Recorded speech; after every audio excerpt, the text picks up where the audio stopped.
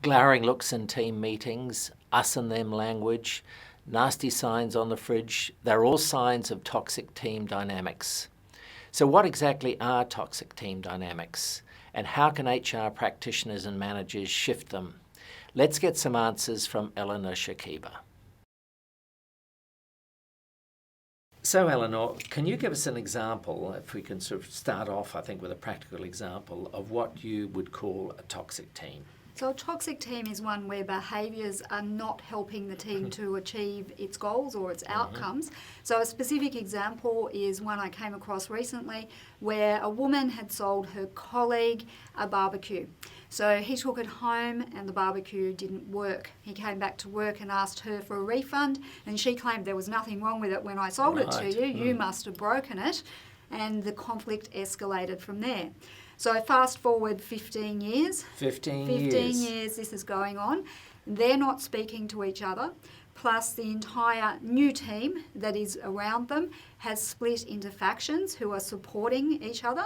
And that includes people who've joined way after that event. Absolutely. Who have, of course, been told the story of how evil one or other parties was in this situation. And so little supporting incidents happen, and we end up with a team where people aren't speaking to each other, they're sabotaging each other's work, and quite frankly, not very much is happening apart from conflict. So perhaps if we dig a bit deeper, because this has obviously been going on a long time, the dynamics are well embedded. How would you describe those dynamics? What's going on underneath that causes this toxicity? Well, obviously conflict is causing it, but that is being expressed in different layers. So when we look at a toxic team, there tend to be three parts of the team's culture that we're interested in.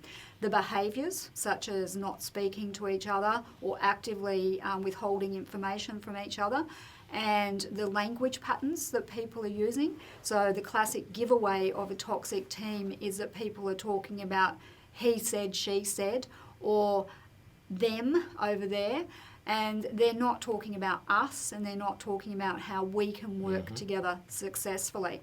And finally, a level that most people aren't aware of is what I call artefacts or objects, and those are expressing what's going on in the team. So many people are familiar with the kitchen sink scenario where there's a mysterious sign that goes up in the middle of the night that's passive-aggressive and abusive, and that would be a typical sort of artefact. So give us an example of one of those sort of messages. There is no magic washing up fairy around here. Clean up after yourself, you pigs. So if we are thinking about HR practitioners and they suspect that they have a toxic team situation, what can they do about it? Well, the first thing is to actually sit down and talk to each person individually.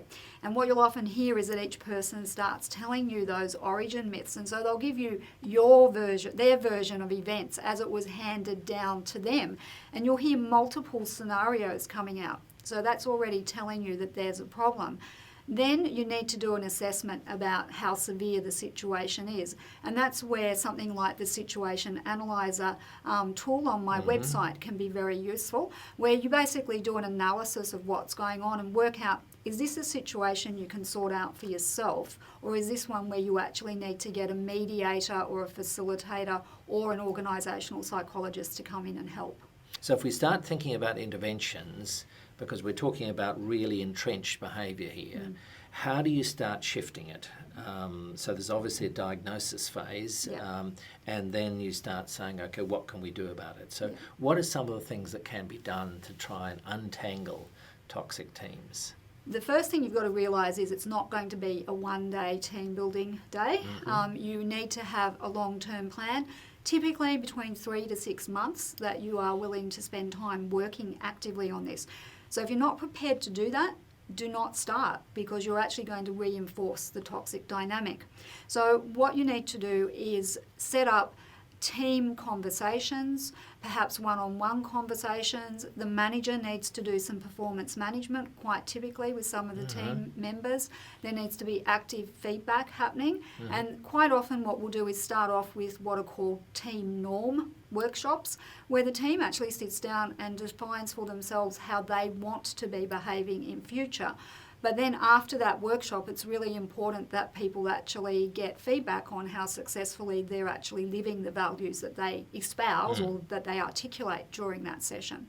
Okay, because it is a fascinating area, and as we know, that toxic teams can be so destructive and so corrosive, because I think it affects other teams as well, and it almost becomes can affect the whole organisation to some extent, especially if it's a top team. Absolutely. So it really has a spill-on effect. So if we just sum up then, what would be an immediate action plan, just sort of summing up, for an HR practitioner to implement? So firstly, listen out for those origin myths and Yes. reflect on what they're actually saying about what Yes. the team believes. And secondly, go and do that situation analyzer, work out what's going on, and start to get the manager or the supervisor involved in a 6-month plan of action to create that change. Eleanor, I think those are some fantastic tips for HR practitioners and managers. And I'm looking forward to working with you next month when we explore cultural norms that kill collaboration. And in a similar way, I think we'll come up with a conversation and some ideas that are practical and can be easily applied. Great. See you next month.